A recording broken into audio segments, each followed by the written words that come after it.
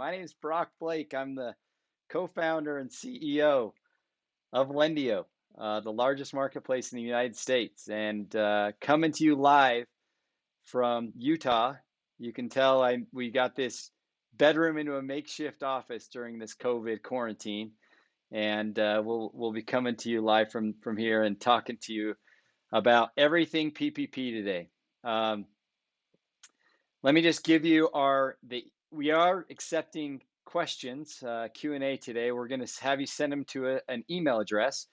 It is livestream@lendio.com, livestream @lendio.com. So any Q&A that you have, please send them in. We will try and get to as many of those questions as possible. I have some of my team members that will be going through the questions and feeding them to me throughout the live stream. It has been a wild ride over the last few weeks, filled with so many emotions. We are all going through a time that we would never expected ourselves to find ourselves in, where many of us are, or all of us are in quarantine from our homes. Our businesses have been negatively affected. The lives of our family members, our employees, our team members have been significantly hurt. And the U.S. government has passed the CARES Act, which was the largest stimulus package in the history of the United States. $349 billion of that allocated to small business. And it ran out in about 10 short days from when it launched. We're going to talk about what we've gone through over the last 2 weeks and give you a status of the things we learned, the things that worked great, and the things that we hopefully can do better the next time. This program was passed on March 27th, and they gave the SBA and the Treasury 1 week to go live. Over that week, there were a lot of questions and not very many answers. The program went live on Friday, April 3rd, and with a pretty rocky start. The challenge is that the day before that it went live, the Treasury released a new application, and so most lenders were not actually prepared and ready to go on Friday, April 3rd. They updated, we were at Lendio, and we started taking applications. And over the few days, we were helping business owners get a completed application and document all of their payroll documents and all of their ID and other things like that.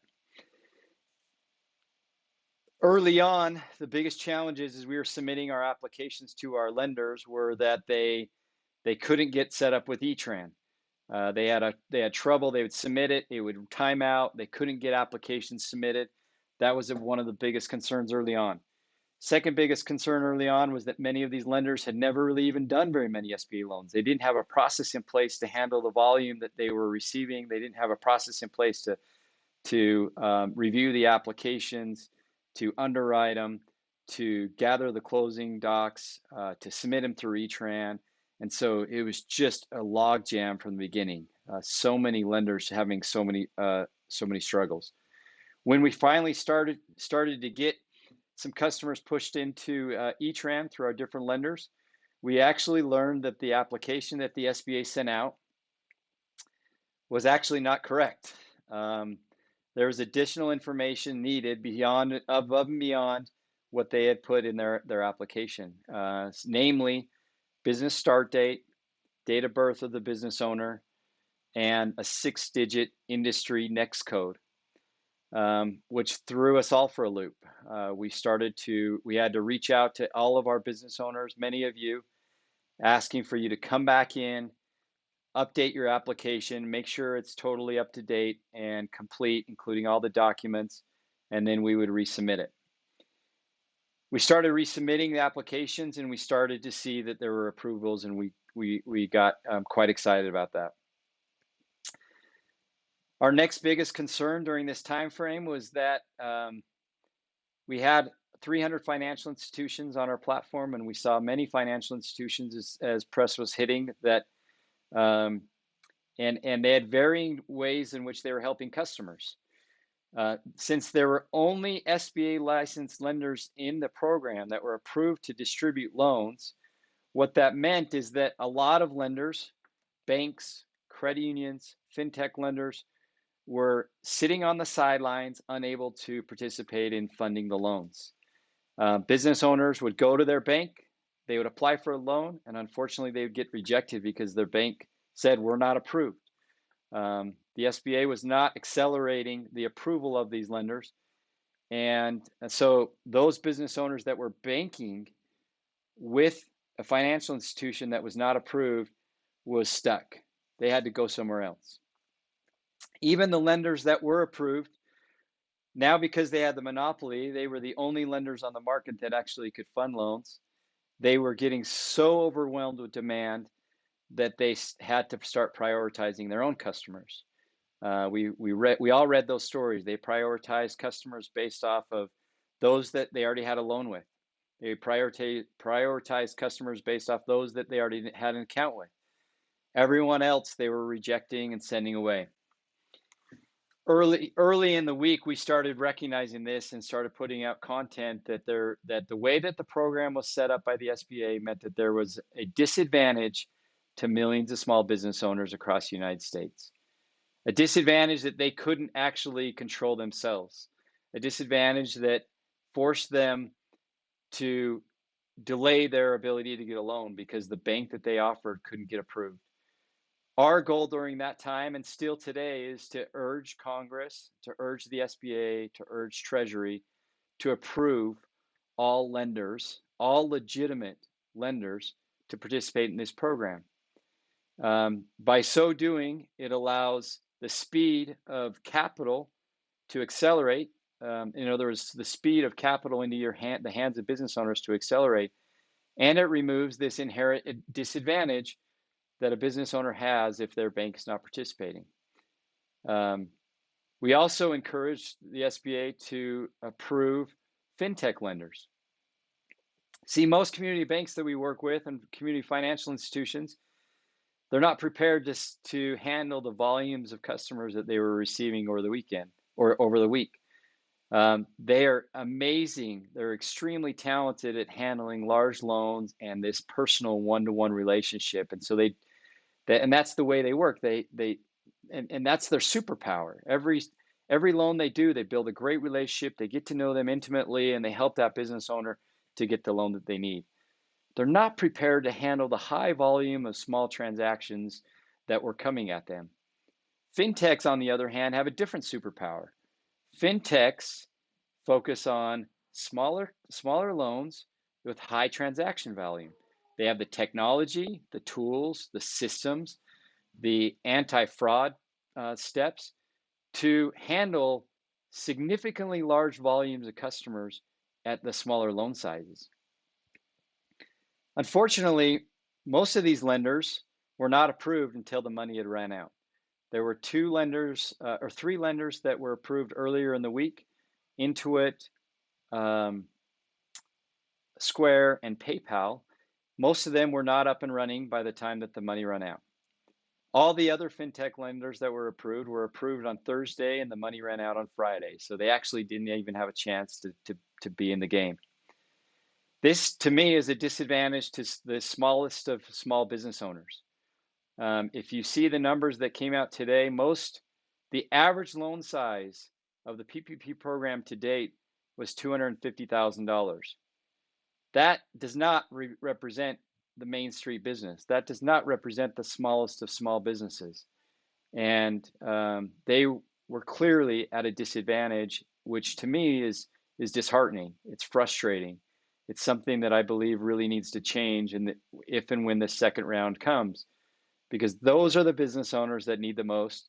And those are the business owners that we at Lendio decided we were going to focus on. We wanted to focus on the business owners that didn't have a relationship with a bank, that didn't have anywhere to turn and help them. And we did. We made a significant impact, and I'll talk about those numbers.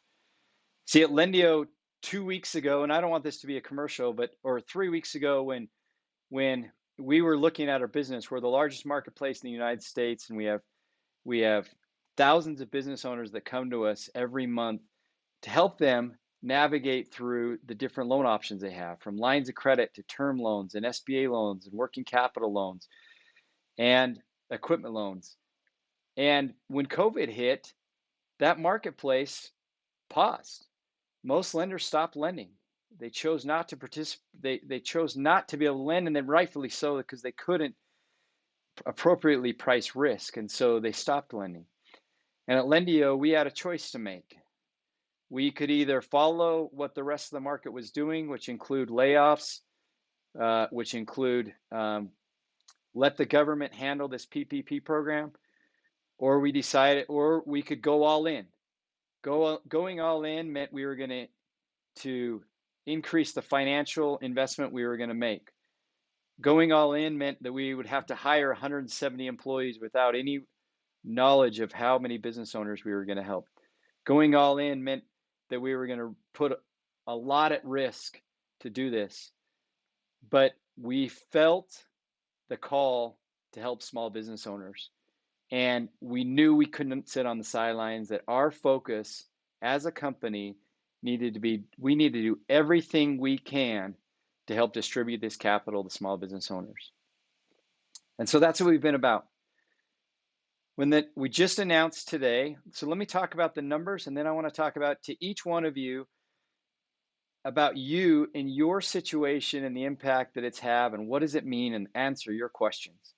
But let me just say, Lendio, the numbers that I have, we approved, through our Lendio platform, we had 70,322 small businesses that were approved for financing through Lendio. 70,000 businesses. The SBA just put out some numbers saying who the lenders that did the most volume, and out of the lenders that did the most volume, I'm going to just pull this up. The next largest lender helped 40,000 small business customers, and Lendio helped 70,000. So we are extremely proud of the impact. That's not just a number. To me, that's 70,000 businesses of individual lives that we had an impact, that also helped save millions of jobs. The number of the dollar amount was $5.7 billion, which is just an incredible number. But there's two quick things to pull out from that. The average loan size across this PPP program was $240,000. Our average loan size was less than $100,000, meaning we were focused on those smallest of business owners, those Main Street business owners who didn't have the chance to get a loan through their bank. Now, those numbers they represent something pretty incredible. They represent an amazing amount of work that the Lendio team has put in over the last few weeks, with very little sleep and a lot of stress, flying very close to the sun. But the thing that I'm most concerned about when I look at those numbers is I also know that there are thousands of business owners that we didn't help. Though that number is devastating to me. I have we have family members in my family that came to Lendio that didn't get a loan. I have good friends that came to Lendio that didn't get a loan. There's people that desperately needed the capital that came to Lendio and didn't get a loan. There's reasons for why they didn't, but that just is devastating to me, and that's the group that I want to focus on the first and foremost. I feel for you. I understand what you're going through. I know you're probably angry and disappointed and frustrated, and maybe it's Maybe it's Lendio's fault. Maybe it's the SBA's fault. Maybe it's Treasury's fault. Maybe it's Congress's fault. We're not sure where the blame lies. Um, but I want to say that I strongly believe that Congress will increase the size of the fund from 350. They're talking about an additional 250 billion. Hopefully it's even larger than that, because only 1.6 million business owners actually got their PPP loans. That's 6% of the 30 million businesses. So 93% of businesses, these smaller micro businesses, did not get a loan. So Congress has to increase the size of the loan, and we need to band together to encourage our senators, our congressmen, and others to not only pass it, to pass it quickly. And we are working on doing everything we can with the influence we have to urge Congress to pass an additional amount of capital for these funds. That's the first thing we're doing. And we invite you to join with us in that encouragement, in reaching out to your senators and congressmen in an appropriate and reasonable way. Let me talk about the specifics about why some did not get approved. There are some that had a fully completed app, meaning they had all the documents, they had all the data of birth and time of business and everything else. And we submitted it to one of our lenders, and it didn't make it to the SBA in time. And the clock just ran out. Everything's perfect about the file. It's just not ready. We just didn't get it in time. That represents a decent group. That group, I would say, your file's ready. We're gonna save it. We want to work with you. As soon as we get the green light to go again, you're going to be the first group that is submitted to get your PPP approval number. There's a second group that has a fully completed app that was submitted to the SBA, but your file was rejected. And there's all different reasons why your file was rejected. And we're not exactly sure all the details of why it was rejected. This represents, again, some of my friends and family members that are looking at me saying, Brock, you're the CEO of the company. You had 70,000 businesses that got approved. You couldn't help me? And unfortunately, they're in the same bucket. One of the things we learned through this process is that business owners that had a zip code that started with a 0 or a social security number that started with a 0 often got rejected. What happened is when it was submitted to E-Tran, if the zip code was 04321, it would pull off the 0 at the beginning, and it would only submit 4321 into E-Tran, and then E-Tran rejected it as an incorrect zip code, and those files were all declined. Same thing happened, we noticed, with a lot of businesses that had a 0 as their social security number. If their social started with a 0, and it's a 9-digit code, when it's submitted to E-Tran, it would pull off the 0, and it was only an 8-digit social, and that also got declined and sent back to us. We found that out at within the last few hours of our ability to submit, and as we started analyzing the declines, and we realized, and it's a painful learning, because we kept submitting those customers over and over again, and they kept getting declined, and we didn't know why. Now we know why. I wish we all would have known earlier, but we're going to be ready for that group with the second batch. So that second group, we're working on we want to work with you on your file and make sure it's perfectly clean, and that when the funds turn on again, we can submit you again. The third group is an app not completed group, meaning we could not submit the file because it did not include all the information that was needed to submit the file. It might have been an error in the application process. It could have been that you didn't have a chance to come back in to give us your date of birth or your business start date. Perhaps you didn't get our emails. Maybe our emails were going to spam. but for whatever reason, there's a segment of customers where the app actually never was fully complete, and so we couldn't submit it to the SBA. Those are primarily the groups of customers that were not approved in this first round. I do want to talk about the group that was approved and make sure I give a lot of clarifications. Approval means that you have an SBA confirmation number. It's called a PLP number. Some of our messaging during the week said that you talked about a tentative approval. That created confusion that we did not intend to create. The reason why we talked about, but let me just say this. If you have a PLP number, that means you're locked in for the dollar amount that was approved, and that amount is reserved for you. And the lender now has 10 days to go through their final underwriting to be able to fund that loan. Now, the reason why we said it's tentative approval is because if that lender is going through your file and they're double checking your payroll numbers and your payroll documentation and some of the information that was provided, and those numbers don't match up. If your payroll numbers were supposed to be 50,000 or 2.5 times your payroll numbers, the loan amount should have been 50,000, and you put 75,000, then of course they're going to correct that loan size and they're going to decrease the approval amount to 50,000. So because you have a PLP number, that means your loan is locked in, but that does not guarantee that the loan size won't change, go up or down.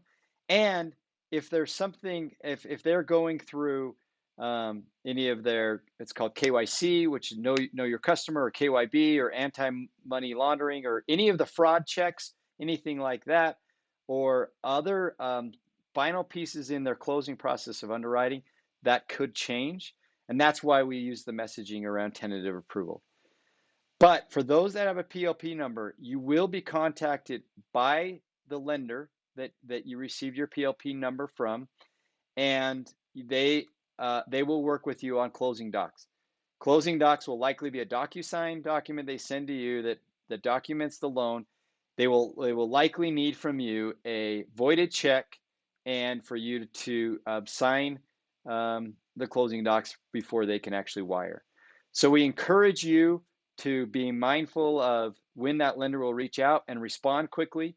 Also be patient, knowing that they are working through 70,322 files, and they have to do that one by one, and they are going to move as fast as they possibly can through that process to get you the loan that you need. The last thing that I will say on those that were approved or the last thing that I'll say is this. Your forgivable amount, which we've talked about before, is not automatic. You will need to apply for forgiveness after 8 weeks. Forgiveness, the items that can be forgiven are your payroll, your mortgage or rent or lease details, expenses, and your utilities.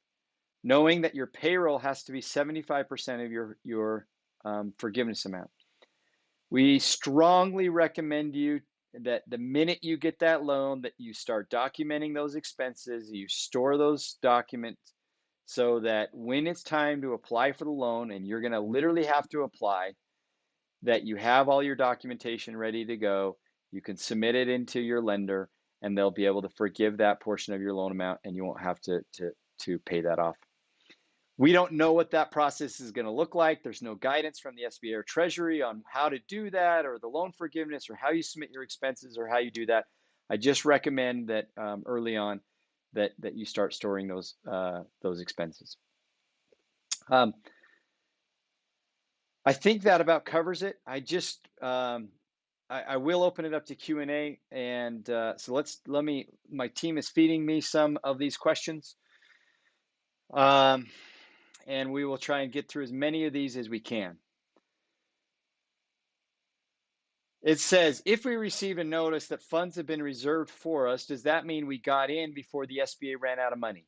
Yes. If you received confirmation that you got your SBA confirmation number or your PLP number, that means you made the deadline. It did not have to be funded by the time the money ran out. It just, that's how much money was allocated and reserved.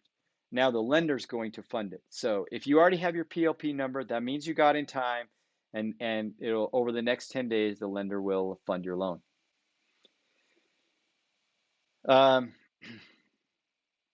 Question, I received an email saying my application was not submitted because of missing data. I believe all submitted was all accurate and complete. How do we learn? I think I talked about that a little bit. I'd encourage you to reach out. If you have a funding manager that's assigned to you, you can reach out to them. You can also go online. You can log back into your borrower portal, and I would check for, do you have front and back of driver's license? Do you have your documented payroll expenses? Do you have the fully app complete? And then 3 things. Do you have an updated industry code? Do you have your business start date inputted? And then do you have your date of birth of one of the owners? If you have all those things, our system will recognize that it's complete, and then it'll be eligible for submission at the next round. How do we get in line for new program funds? We encourage you to log in your portal and make sure your app's complete. The minute that app's complete, we're going to store that, and we're going to have it ready to go, so that as soon as the green light hits, that we can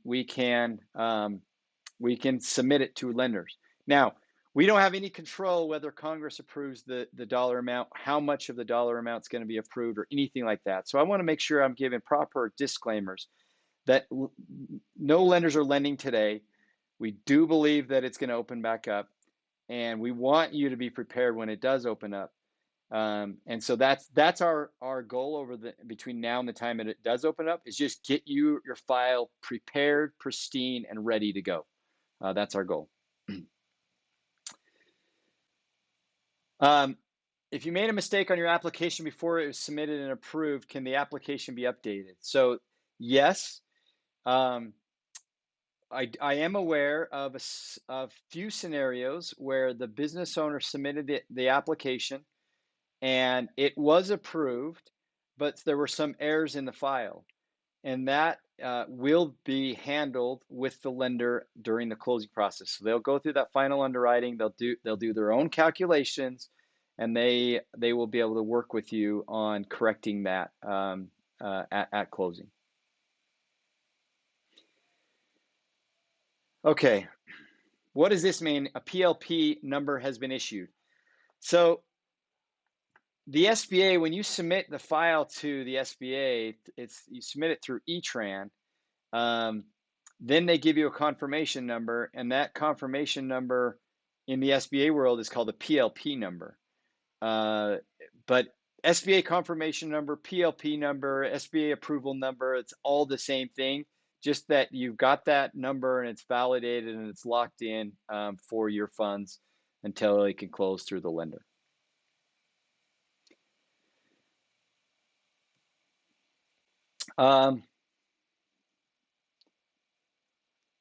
Let's see, a lot of questions here about independent contractors or self-employed.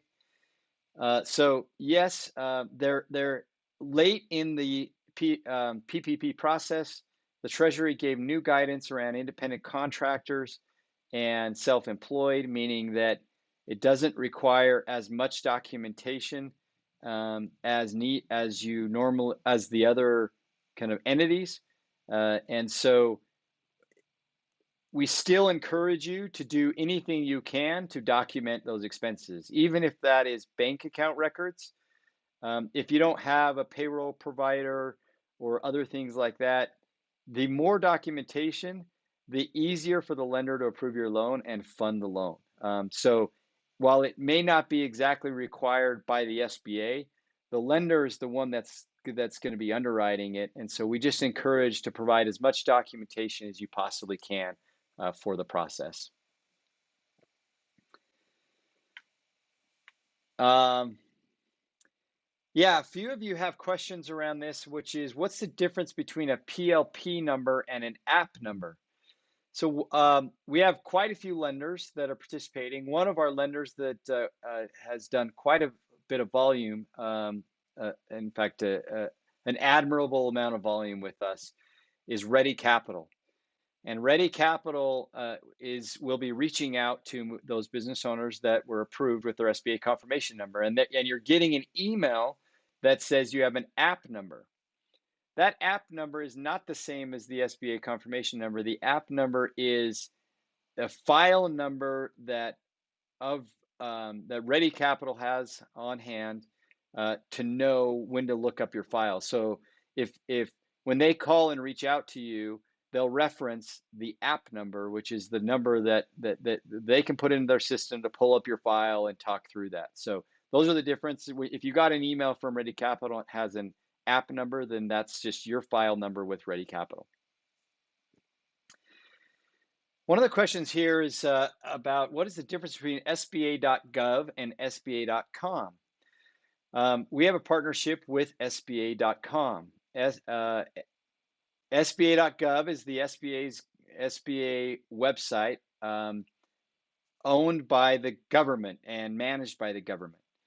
We have a partnership with SBA.com, which is a private entity that provides tools, resources, content for small businesses across the United States, small business assistance.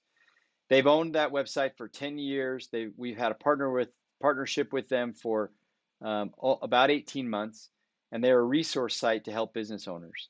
And we have strongly encouraged SBA.com to make sure that they are providing any guidance and information around who they are, and so that there is no confusion between SBA.gov and SBA.com. But it's a great partnership, and they do a really valuable service for small business owners across the United States.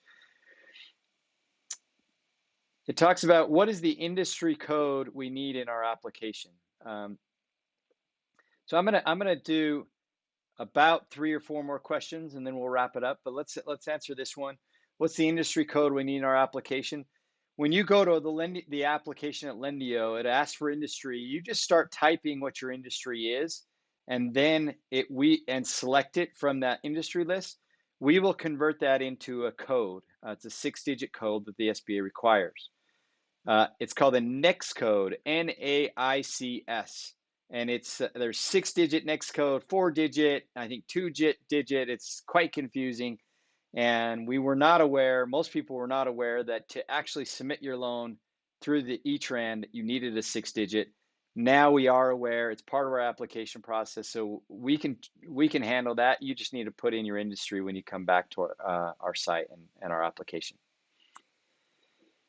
The last, I think our questions are finishing up. I would just say that I got a couple reminders from our team. One reminder is that we strongly encourage you when you submit your ID, whether that's your passport or your driver's license. If it's driver's license, you need to make sure you have front and back, and we strongly encourage that it's in color. It's very difficult to read if it's in black and white. So take a picture with your phone if you can and upload it, or figure out a way to send that in through color. To wrap up, at Lendio, our mission is to fuel the American dream. There are millions of small business owners that have a dream they want to accomplish with their business. The last 3 weeks, we've changed our mission to save the American dream. We are passionate about helping you. We feel devastated about those that we were not able to help. We want to do everything we can between now and the time that Congress approves additional capital to help you, so that in the next round, you're first and ready to go.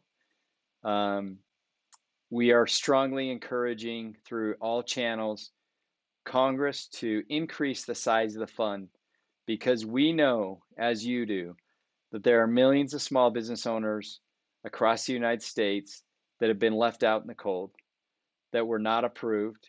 93%, the smallest of small business owners that were at a disadvantage in this first round, that couldn't go to their bank and apply, that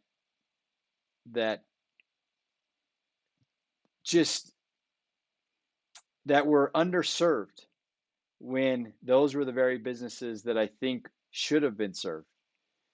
We're on your side. We made a huge impact in this first round with thousands and thousands of you, but we can't wait for the next round. We can't wait to partner with you, help you through this process, get you the capital you need as quickly as we possibly can so that you can get your funding, you can keep your employees on payroll, you can open your doors, and hopefully we can get back from this COVID-19 into a healthy and thriving economy. We wish you the best of luck. We look forward to working with you. We appreciate your and welcome your feedback. We appreciate your patience as we have gone through. We submitted more applications in the last 2 weeks than we have in the last 12 months, and it's an amazing feat. But the effort is worth the cause is worth it. So we wish you the best of luck and thank you for